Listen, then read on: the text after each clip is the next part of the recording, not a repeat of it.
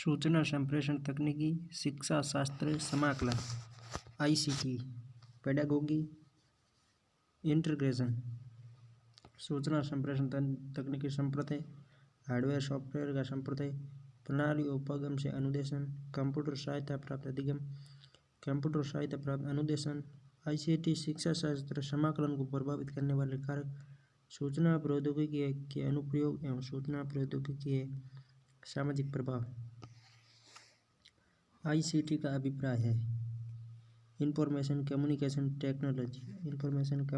Technology सूचना संप्रेषण तकनीकी इंफॉर्मेशन कम्युनिकेशन टेक्नोलॉजी के विकास का श्रेय अमेरिका को दिया जाता है। 1950 में विश्व में पहली बार सूचना और संप्रेषण जगत में सूचना और संप्रेषण विज्ञान शब्द का प्रारंभ हुआ। शब्द का प्रारंभ 1950 में हुआ। कहाँ पर हुआ? अमेरिका में।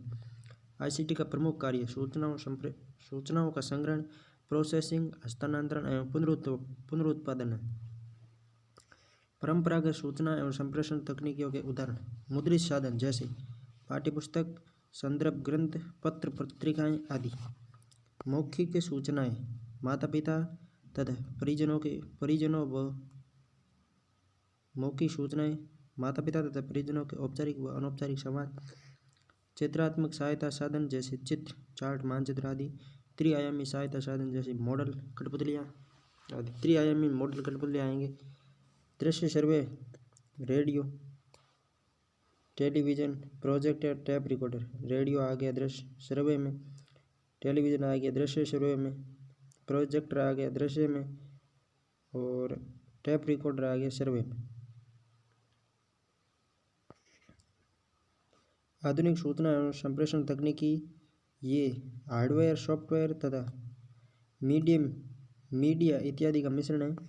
Digital video camera multimedia personal computer laptop तथा नोटबुक। एप्लीकेशन सॉफ्टवेयर जैसे वर्ड प्रोसेसिंग स्प्रेडशीट पावरपॉइंट।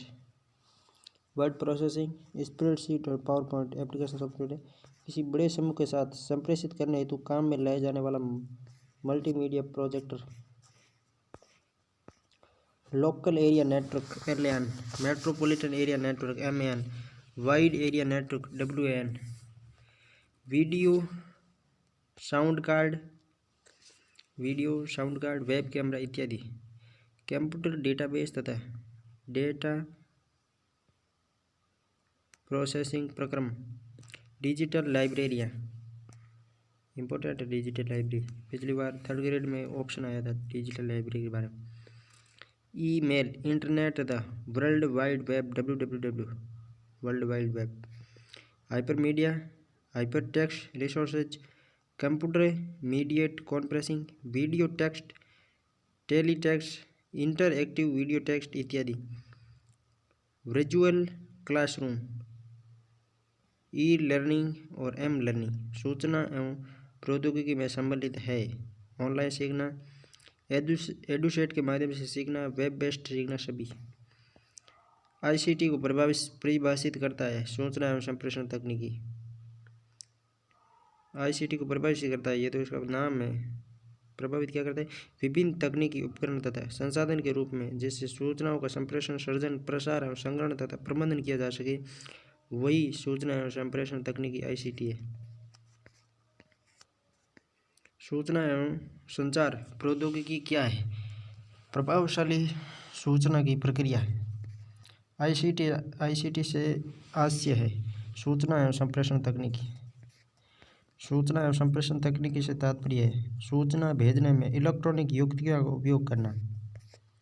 सूचना एवं संचार प्रौद्योगिकी का कार्य है सूचना का संग्रहण करना संप्रेषण करना प्रोसेसिंग करना सभी। सूचना संप्रेषण तकनीकी के कार्य कौन से हैं? तो है सूचनाओं का संग्रहण करना सूचनाओं का संप्रेषण या हस्तांतरण करना सूचनाओं का पुनरुत्पादन करना। शिक्षा में सूचना और संप्रेषण तकनीकी की आवश्यकता क्यों है? तो इसमें शैक्षिक आवश्यकताओं की मांग है, प्रभावशाली अध्ययन अध्यापन के लिए और विद्यार्थियों को प्रेरणा देने हेतु उपयुक्त सभी कारण हैं। ICT का उपयोग किया जाता है प्रदत्त विश्लेषण में। किसी भी प्रकार के विश्लेषण में ICT का प्रयोग किया जाता है। व्याख्या में, एकत्रीकरण में नहीं होता है, विश्लेषण में होता है आईसीटी का उपयोग। सूचना एवं संप्रेषण तकनीकी के शिक्षा के क्षेत्र में कौन से मुख्य लक्ष्य है? तो है शिक्षा एवं अनुसंधान जनित विषय सामग्री का अधिकाधिक संचार करना, वर्तमान पीढ़ी को साइबर शिक्षा एज में भली भांति प्रतिस्थापित करना, डिजिटल पुस्तकालय स्थापित करना सभी सूचना एवं संप्रेषण तकनीकी आईसीटी में सम्मिलित है। इंटरनेट भी है, शैक्षिक दूरदर्शन भी है और ईमेल भी है, सभी है। कौन सा सूचना एवं संप्रेषण प्रौद्योगिकी का उदाहरण है? ई गवर्नेंस, ई बैंकिंग, ईमेल सभी सूचना एवं संप्रेषण तकनीकी द्वारा शिक्षा एक राष्ट्रीय अभियान के संदर्भ में कौन सा कथन असत्य नहीं है?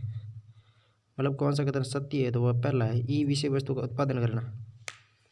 जैविक उपस्थिति प्रमाण ये सब असत्य है। दूसरे तीनों किताबी विज्ञान को समाप्त करना ये असत्य है। विद्यालय को तकनीकी क्षेत्र से बाहर करना ये भी असत्य है।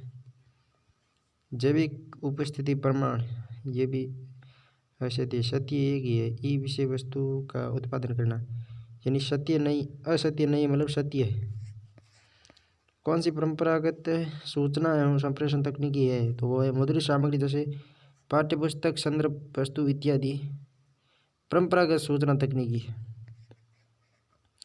उस तकनीकी का नाम क्या है जो सूचना से जुड़ी गतिविधियों को नियोजित करती है, जिसमें गतिविधियों में डेटा एकत्रण, प्रसंस्करण, भंडारण और प्रस्तुत करना शामिल है। तेजी से इन गतिविधियों में सहयोग और संचार भी शामिल है। सूचना एवं संचार तकनीकी।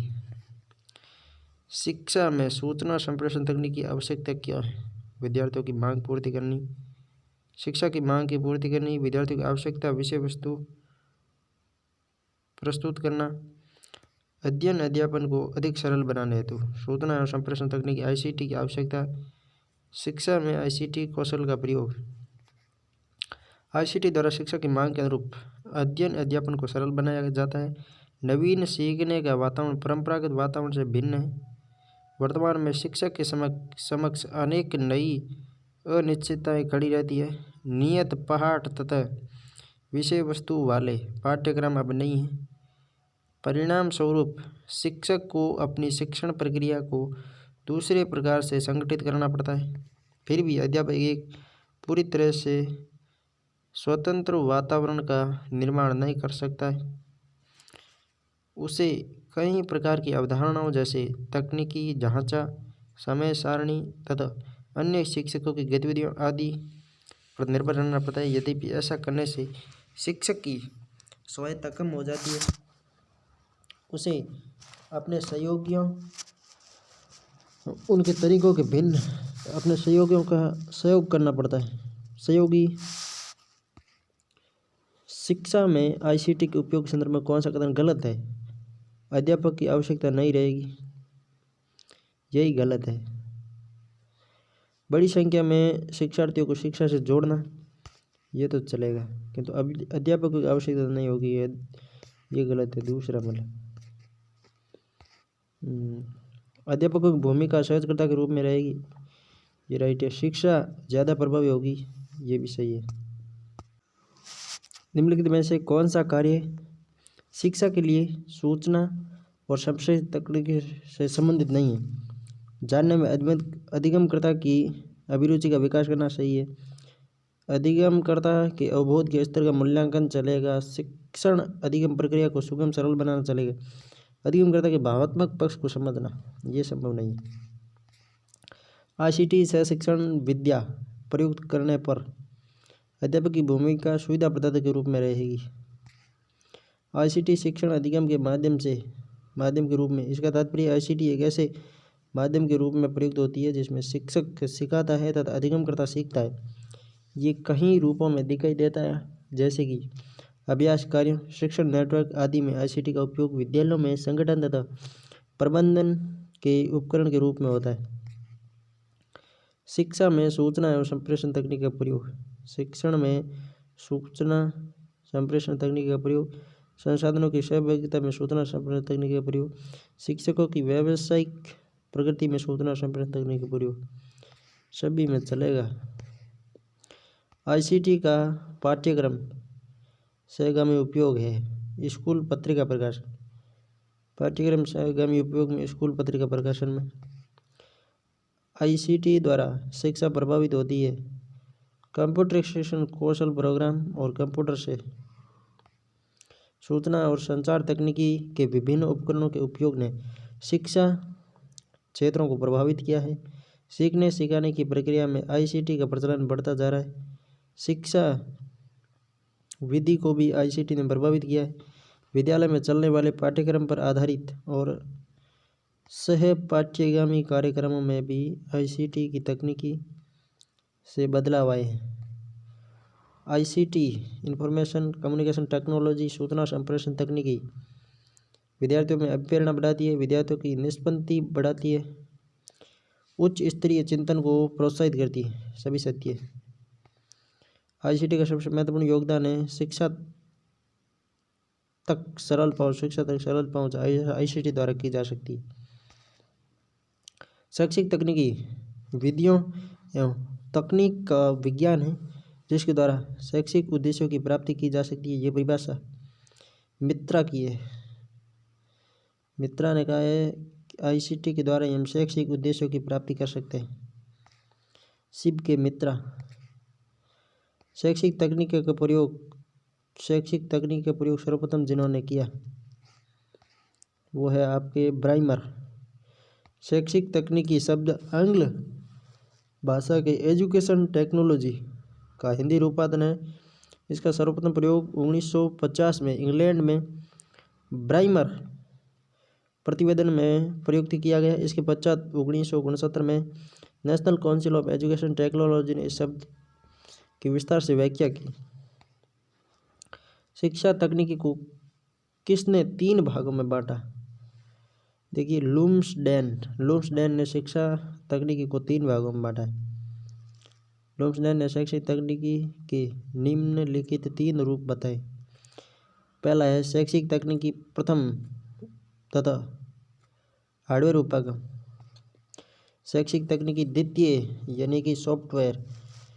शैक्षिक तकनीकी तृतीय यानी कि प्रणाली विश्लेषण। हार्डवेयर सॉफ्टवेयर और प्रणाली विश्लेषण। लुम्सडेन के अनुसार शिक्षा तकनीकी में निम्नलिखित कौन से उपागम है?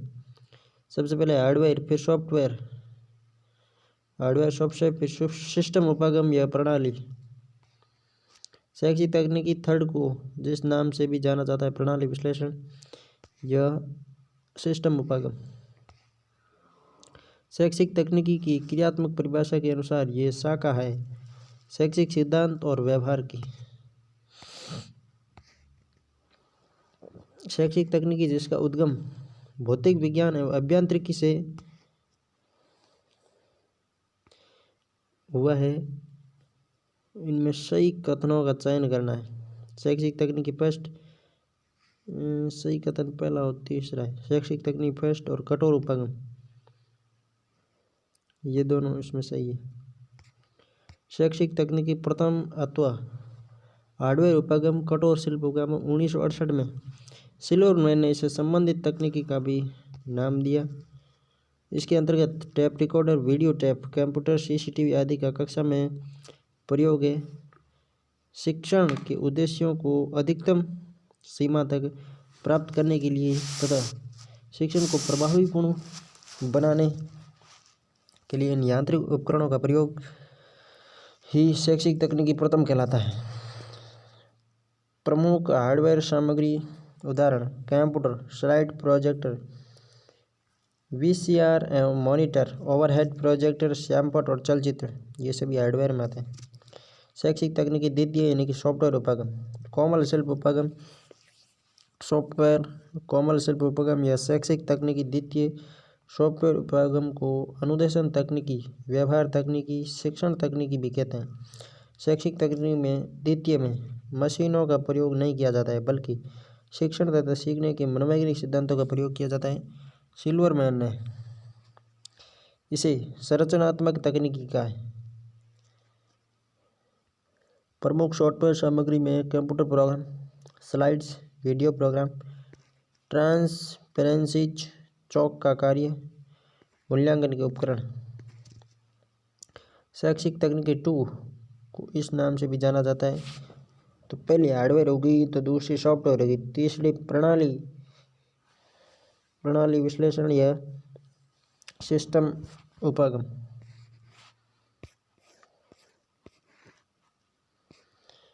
कौन सी शिक्षण अधिगम सामग्री कठोर उपकरण या हार्डवेयर के अंतर्गत आने वाली है? तो वह प्रोजेक्टर हार्डवेयर के अंतर्गत आता है। चार्ट, ग्राफ, मानचित्र सभी सॉफ्टवेयर। शिक्षा की हार्डवेयर या कठोर तकनीकी में निम्नलिखित में से कौन सा सम्मिलित नहीं है? मूल्यांकन के उपकरण कठोर या हार्डवेयर में सम्मिलित नहीं है। शिक्षा में मृदु सॉफ्टवेयर तकनीक का उपयोग लागू हुआ। सतत मूल्यांकन। कौन सा कठोर प्रौद्योगिकी में सम्मिलित है? अधिगम सामग्री कठोर प्रौद्योगिकी में सम्मिलित है। कौन अनुदेशन तकनीकी से संबंधित नहीं है? मॉरिसन। संबंधित कौन है? ब्रूनर, ग्लेजर और आशुबेल संबंधित है। मॉरिसन संबंधित नहीं है अनुदेशन तकनीक से। सॉफ्टवेयर तकनीकी या मृदु उपागम के प्रतिपादक कौन है? BF Skinner. सॉफ्टवेयर तकनीकी या मृदु उपागम के प्रतिपादक बीएफ स्किनर है। सॉफ्टवेयर तकनीकी का प्रकार नहीं है, तो वो है सापेक्षिक शैक्षणिक तकनीकी, ये प्रकार नहीं। व्यवहार तकनीकी, अनुदेशन तकनीकी, शिक्षण तकनीकी है। सापेक्षिक शैक्षणिक तकनीक सॉफ्टवेयर का आधार नहीं। सापेक्षिक शैक्षणिक तकनीकी हार्डवेयर उपागम को कहा जाता है। प्रणाली मूल्यांकन का इनमें से क्या सार्थक नहीं है? कीमत, निष्पादन, उपयोग का आकार, साहित्य के कीमत सार्थक नहीं है। कौन सा कथन सत्य नहीं है? सभी दृश्य सामग्री कठोर उपागम के उदाहरण है। कि असत्य है, मतलब सही कौन से देखते हैं। अभिक्रमित अनुदेशन सामग्री कोमल उपागम के उदाहरण है। कोमल उपागम का संबंध निवेश, निर्गत तथा प्रक्रिया तीनों से होता है। शिक्षा तकनीकी का आविर्भाव जिसने हुआ भौतिकी इंजीनियरिंग से। शिक्षा तकनीकी का आविर्भाव जिनसे हुआ तो उनमें भौतिकी और इंजीनियरिंग। शैक्षिक तकनीकी में आधा इनपुट सामान्यतः देता है शिक्षक। आधा प्रक्रिया प्रदा, आधा यानी कि इनपुट, प्रक्रिया मतलब प्रदा यानी सिस्टम काम करेगा, और प्रदा मतलब आउटपुट। आधा में विद्यार्थी प्रशासन, शिक्षक सामग्री, औपचारिक या अनौपचारिक शिक्षा के लिए प्रक्रिया, औपचारिक या अनौपचारिक शिक्षा प्रक्रिया। प्रदा में शैक्षिक उद्देश्यों की प्राप्ति। प्रणाली के मुख्य तत्व है प्रदा, आधा परिवेश, फिर आधे आधा प्रदा, आधा प्रक्रिया प्रदा। प्रणाली के पहलू तत्व नहीं है, अध्ययन नहीं। आधा प्रक्रिया प्रतिपुष्टि या प्रदा कह सकते हैं। कौन सा सही क्रम में व्यवस्थित है? तो सबसे पहले आएगा आधा यानी कि निवेश, फिर प्रक्रिया, फिर प्रदा यानी उत्पाद, और फिर पर्यावरणीय संदर्भ। प्रणाली उपागम में सम्मिलित है इनपुट, प्रक्रिया, आउटपुट और प्रतिपुष्टि। प्रणाली उपागम के अनुदेशन के लिए पाठ्यचर्या उदाहरण है आधा का। पाठ्यचर्या पाठ्य वस्तु अनुदेशनात्मक सामग्री इनपुट आधा का भाग होती है। शिक्षक क्षेत्र में प्रणाली उपागम के अंतर्गत अनुदेशनात्मक प्रणाली में आधा पक्ष में कौन सा तत्व सम्मिलित है? तो वो है पाठ्य वस्तु। आधा यानी कि पाठ्य वस्तु। शिक्षा प्रणाली उपागम की आगम इनपुट उप प्रणाली में निम्नलिखित में कौन सा सम्मिलित है? पाठ्यचर्या। शिक्षा प्रणाली उपागम प्रक्रिया उप प्रणाली में निम्नलिखित में से कौन सा सम्मिलित है? अनुदेशनात्मक रणनीतियाँ। प्रणाली उपागम की प्रक्रिया में अनुदेशनात्मक विधियाँ, व्यूह रचनाएं एवं उपागम सम्मिलित होते हैं। कौन सा प्रणाली आगम का पद नहीं है? तो प्रणाली मशीन आगम का पद नहीं है। विश्लेषण है प्रारूप एक आप है, संचालन मूल्यांकन प्रणाली विषय मशीन नहीं है। प्रणाली नियंत्रण प्रणाली उपागम का कोई सोपान होता है, प्रणाली मशीन नहीं। प्रणाली व्यवस्था विश्लेषण का विचार निम्न में से किस विषय क्षेत्र से आया है? तो वो है जीव विज्ञान से। कौन सा प्रणाली उपागम का भाग नहीं है? हार्डवेयर भाग नहीं है। कौन सा प्रणाली उपागम का भाग नहीं? तो हार्डवेयर।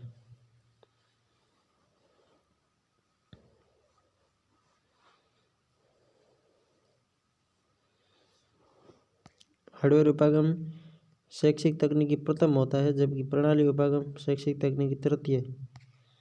वह परिस्थिति जिसमें प्रणाली कार्य करती है क्या कहलाती है? वातावरण। वातावरण के अंतर्गत वे सभी परिवेश परिस्थितियाँ और सीमाओं का उल्लेख होता है जहाँ प्रणाली कार्य करती है। शिक्षा की प्रणाली उपागम में सम्मिलित पदों के सही क्रम है। कार्य का विश्लेषण करना, उद्देश्यों का विशिष्टकरण करना, प्रणाली का प्रारूप तैयार करना। प्रणाली विश्लेषण प्राथमिकताएं, इसमें सबसे पहले 2, 1, 4 सब उल्टे सीधे है यार, देख लेंगे बाद में वापस। अंत में क्या करना है? अंत में करना है प्राथमिक समाधान की क्रियान्विति करनी है, फिर अंत में मूल्यांकन करना है, निष्पत्ति की प्रभावशीलता का मूल्यांकन। प्रणाली उपागम की प्रणाली विश्लेषण पद में निम्नलिखित में से कौन सा कार्य सम्मिलित है?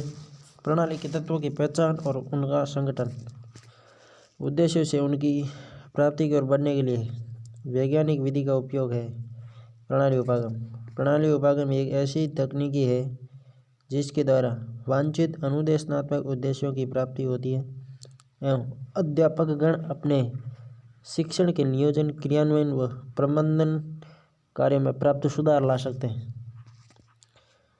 प्रणाली उपागम की उपलब्धियाँ। उप प्रणालियाँ, तो शिक्षण प्रणाली, अनुदेशनात्मक प्रणाली। एक प्रणाली एकीकृत रूप में निर्मित इकाइयों का वह समूह है जो नियमित रूप से स्वतंत्र रूप से कार्य करता है। ये परिभाषा वेबस्टर की है। स्वतंत्र कौन है? वेबस्टर स्वतंत्र है। प्रणाली उपागम के सोपानों में नहीं है, निर्माण नहीं है, क्रियान्वयन है, मूल्यांकन है, नियोजन है, निर्माण नहीं। प्रणाली उपागम द्वारा शिक्षण का नियोजन, संगठन, संचालन, मूल्यांकन करने में बहुत सहायता मिलती है। सबसे पहले नियोजन करेगी, संगठन पर संचालन, फिर मूल्यांकन। शिक्षण की विविध समस्याओं का अध्ययन गणितीय एवं वैज्ञानिक आंकड़ों के आधार पर इस उपागम द्वारा वस्तुनिष्ठ विश्लेषण युक्त एवं वैज्ञानिकता से परिपूर्ण किया जा सकता है। अतः यह उपागम संख्यात्मक, मात्रात्मक एवं वैज्ञानिकता से युक्त होता है। प्रणाली उपागम मुख्य रूप से 3 सोपानों पर आधारित है: नियोजन, क्रियान्वयन, मूल्यांकन। नियोजन, क्रियान्वयन, मूल्यांकन। कौन सा पद प्रणाली उपागम में सम्मिलित नहीं है? प्रणाली सॉफ्टवेयर। प्रणाली उपागम नहीं। विश्लेषण चलेगा, रूपरेखा विकास चलेगी, क्रियान्वयन मूल्यांकन चलेगा। शिक्षण अधिगम में कौन सी प्रणाली उपागम, कौन सी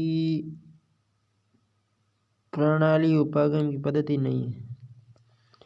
प्रणाली अभियांत्रिकी है ना, वो प्रणाली उपागम की पद्धति नहीं है। शोध प्रणाली है, प्रबंधन प्रणाली है, प्रणाली विश्लेषण है। कौन सा अनुदेशनात्मक तंत्र के प्रणाली उपागम की एक विशेषता नहीं है? परिकल्पना परीक्षण विशेषालय है। उद्देश्यों का निर्माण, विद्यार्थी के प्रवेश व्यवहार का पूर्व मूल्यांकन, अनुदेशनात्मक तंत्र का विकास। शिक्षा में प्रणाली उपागम के पद, उद्देश्यों को परिभाषित करना व लिखना।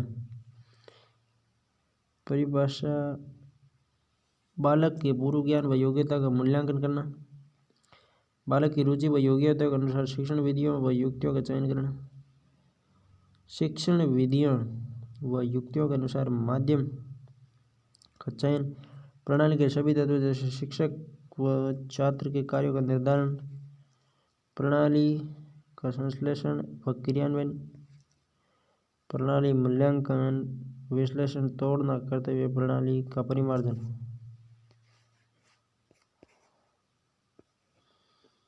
कौन सा पद प्रणाली उपागम में सम्मिलित नहीं है?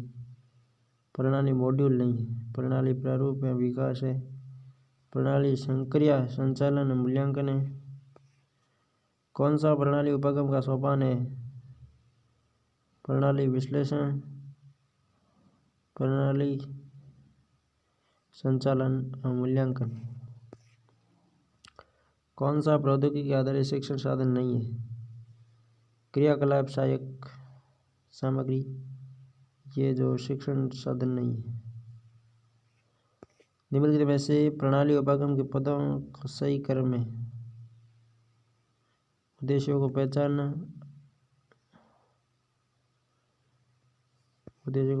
अधिगम अनुभवों को सुधारना, उद्देश्यों का मूल्यांकन करना, अधिगम अनुभवों की रूपरेखा बनाना, ADCB।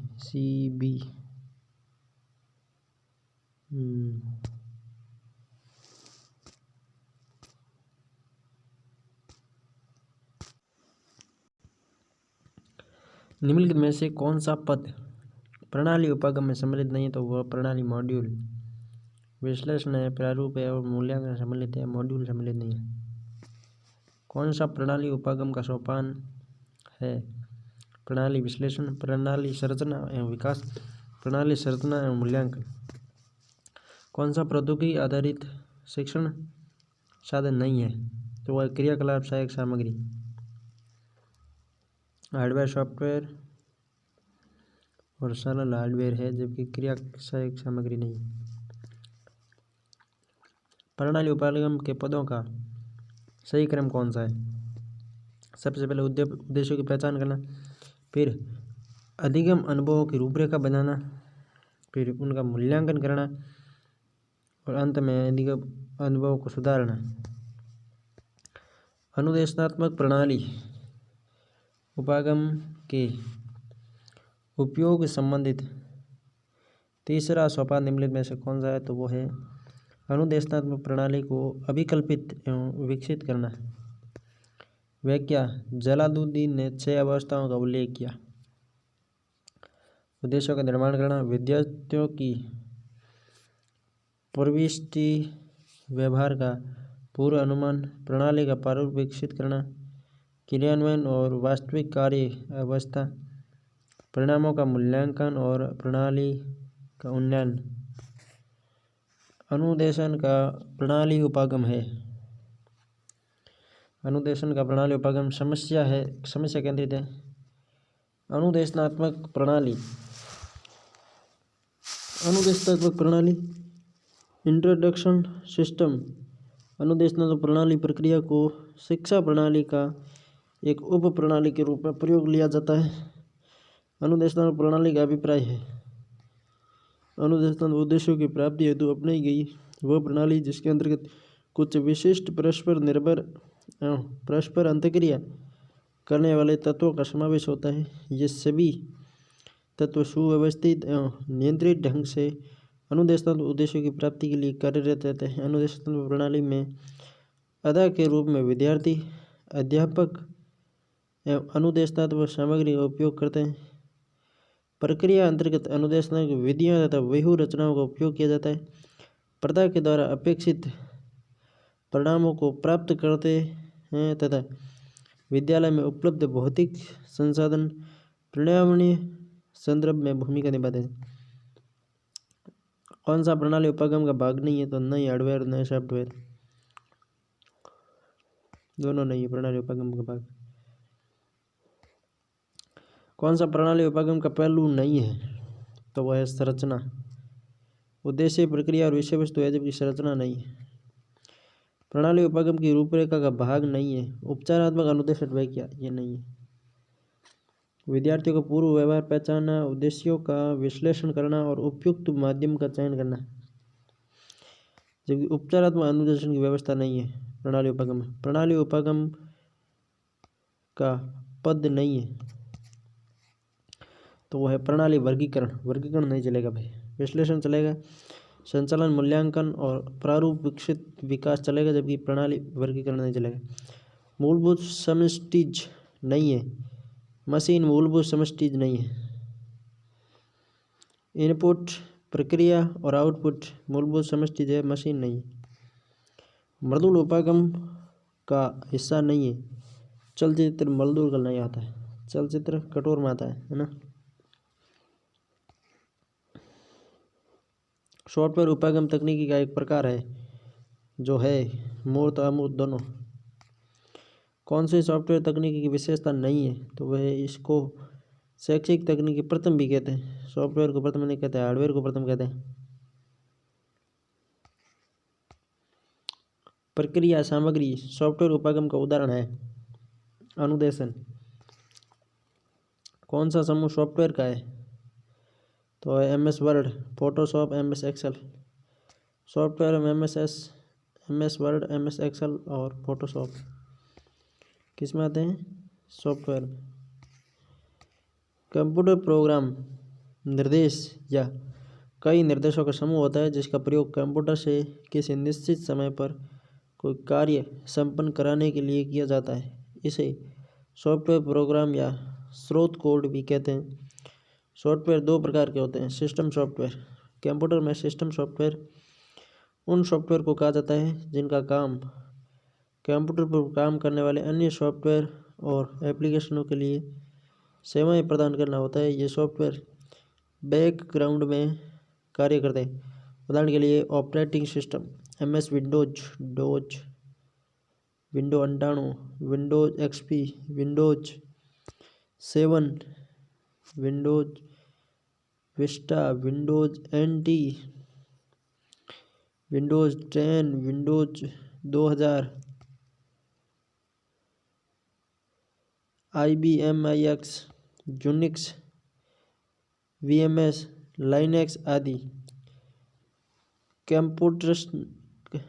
कंप्यूटेशनल विज्ञान सॉफ्टवेयर, खेल इंजन सॉफ्टवेयर, औद्योगिक स्वचालन एवं सेवा के रूप में software, utility and device driver इत्यादि है। एप्लीकेशन सॉफ्टवेयर वे सॉफ्टवेयर जिनके माध्यम से उपयोगकर्ता कंप्यूटर पर विभिन्न कार्य संपन्न करता है, एप्लीकेशन सॉफ्टवेयर कहलाते हैं। जैसे डॉक्यूमेंट बनाना, फोटो एडिट करना, गेम खेलना, संगीत सुनना, वेब ब्राउजिंग करना।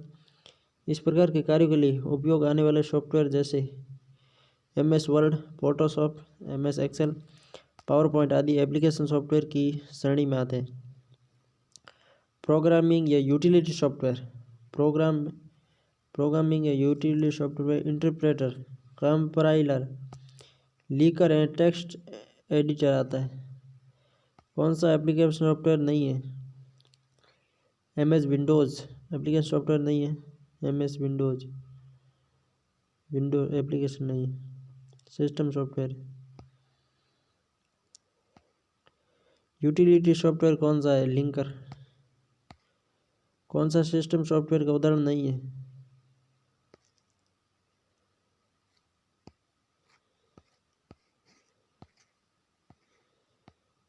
एप्लीकेशन सॉफ्टवेयर नहीं है, ऑपरेटिंग सिस्टम।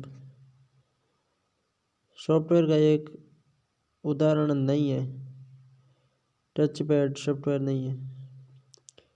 वर्ड, पावरपॉइंट और Excel touch pad Word, PowerPoint और एक्सेल सॉफ्टवेयर है जबकि टच पैड सॉफ्टवेयर नहीं है।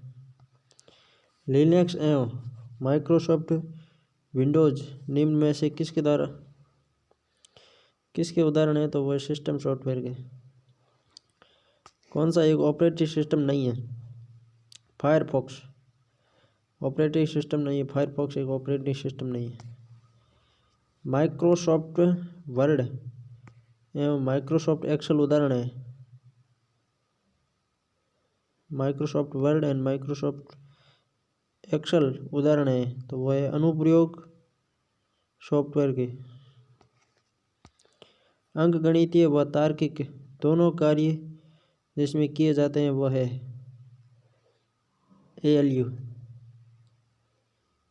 Arithmetic logic unit. CPU का भाग है जो सामान्य गणितीय तथा तार्किक क्रियाएं करता है। ALU को 4 basic arithmetic operation add, subtract, multiply और डिवाइड के लिए डिजाइन किया जाता है। कौन सा एक वेब ब्राउज़र है? तो वो है सफारी वेब ब्राउज़र है। ठीक है, वेब ब्राउज़र एक एप्लीकेशन सॉफ्टवेयर होता है जो वर्ल्ड वाइड वेब या स्थानीय सर्वर पर उपलब्ध सूचनाओं तथा इंटरनेट सुविधाओं में प्रयुक्त होता है। प्रत्येक वेब ब्राउज़र सर्वमान्य language HTML hypertext markup language को समझता है। ब्राउज़र तकनीक में पेज को यूनिफॉर्म रिसोर्स लोकेटर URL के रूप में लोकेट किया जाता है, जिसको एड्रेस के तौर पर जाना जाता है। इसकी शुरुआत HTTP से होती है। वर्ष 1991 से शुरू हुए पहले web browser World wide Web के बाद एविस 1992 में विश्व का पहला graphical internet browser, Lynx 92, Mosaic 93, Netscape Navigator 1994 और Internet Explorer 1995, Mozilla Firefox 2004, Safari 2007, Safari 7 में, ओपेरा और अमेजन सिल्क, क्रोम आदि प्रमुख क्या है? ब्राउज़र है। इसके अतिरिक्त मोबाइल ब्राउज़र में अबेको, नेटरैमर, क्यूरल और वेट मुख्य है, जबकि विशेष कार्यों के तौर पर Flock, image explorer, space time, junk browser, syndrome और सॉन्गबर्ड है। इंटरनेट अन्वेषक किस प्रकार का है? ब्राउज़र। इंटरनेट अन्वेषक किस प्रकार का है? ब्राउज़र। कौन एप्लीकेशन सॉफ्टवेयर है? तो वो है वेब ब्राउज़र एप्लीकेशन सॉफ्टवेयर है। ब्राउज़र आपके कंप्यूटर मैलिशियस सॉफ्टवेयर के विरुद्ध सुरक्षा में सहायता नहीं करता। ब्राउज़र कोई सहायता नहीं करता।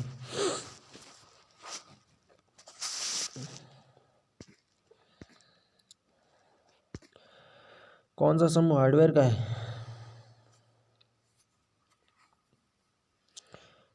स्कैनर, मॉनिटर, माउस और प्रोसेसर।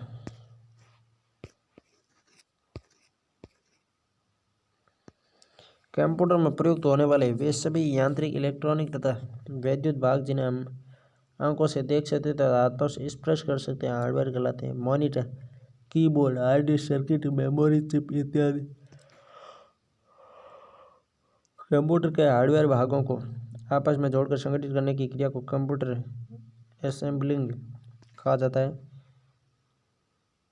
कंप्यूटर हार्डवेयर अपने कार्य तथा संरचना के आधार पर 2 प्रकार के होते हैं: CPU सेंट्रल प्रोसेसिंग यूनिट और पेरिफेरल।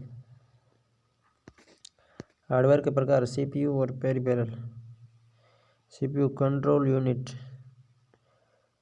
अरिथमेटिक लॉजिक यूनिट और मेमोरी, जबकि पेरिफेरल में इनपुट आउटपुट संग्रह। इनमें control unit, arithmetic logic unit और मेमोरी यूनिट।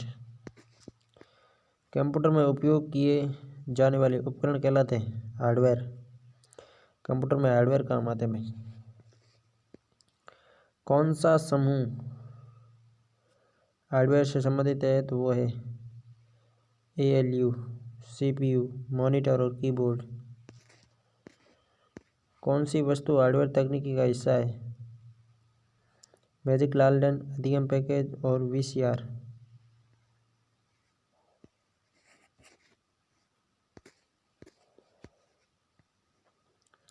कंप्यूटर आधारित शिक्षण प्रतिमान के प्रवर्तक कौन है? Lawrence Stolurow, Daniel Davis. Lawrence Stolurow, Daniel Davis computer आधारित शिक्षण प्रतिमान के प्रवर्तक है। Lawrence Stolurow, Daniel Davis. Computer सहायता अनुदेशन इस प्रतिमान का उपयोग सर्वप्रथम सिडनी प्रेसी ने 1985 में किया। इसका प्रतिपादन लॉरेंस स्टुलोरो तथा डेनियल डेविस ने 1965 में किया। सर्वप्रथम प्रायोगिक तौर पर इसका उपयोग 1969 में अमेरिकी सरकार के रक्षा मंत्रालय की advanced research project agency ARPA द्वारा किया गया। BF स्किनर ने सर्वप्रथम शिक्षण मशीनों का प्रयोग किया था, जिसमें उन्होंने विषय वस्तु को छोटे पदों में क्रमबद्ध किया। कुछ अभ्यास कार्य प्रश्न ने उनके उत्तर दिए, लेकिन ये मशीन स्वयं कोई निर्णय नहीं लेती है। कंप्यूटर अधिगम के पूर्व व्यवहारों के आधार पर स्वयं अनुदेशन के बारे में निर्णय लेता है।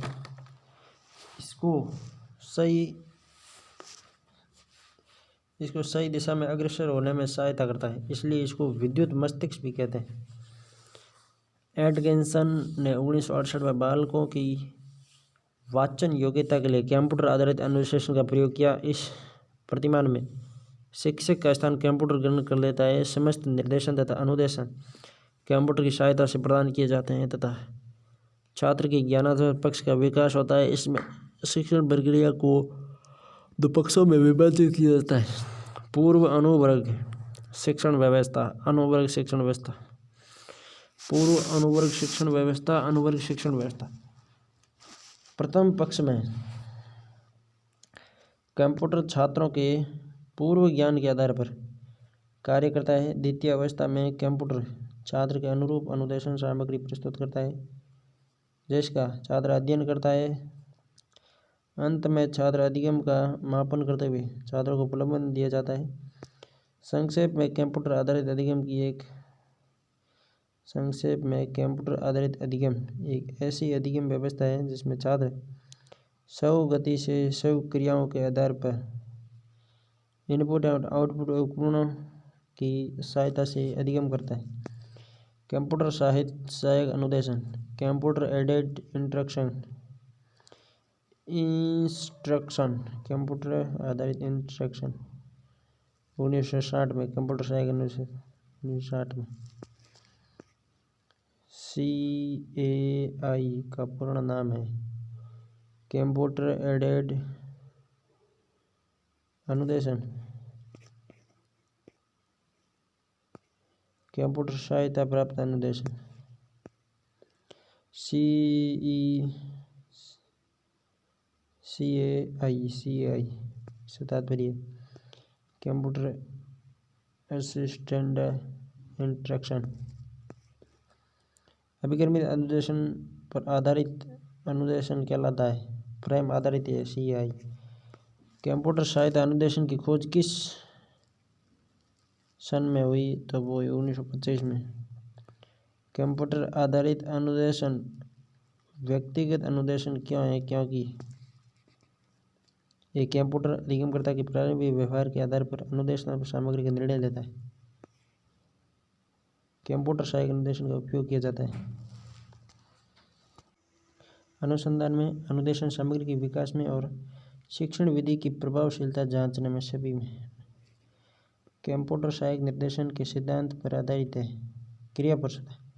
कंप्यूटर सहायक निर्देशन के सिद्धांत पर आधारित है क्रियाप्रसूता सिद्धांत पर आधारित है।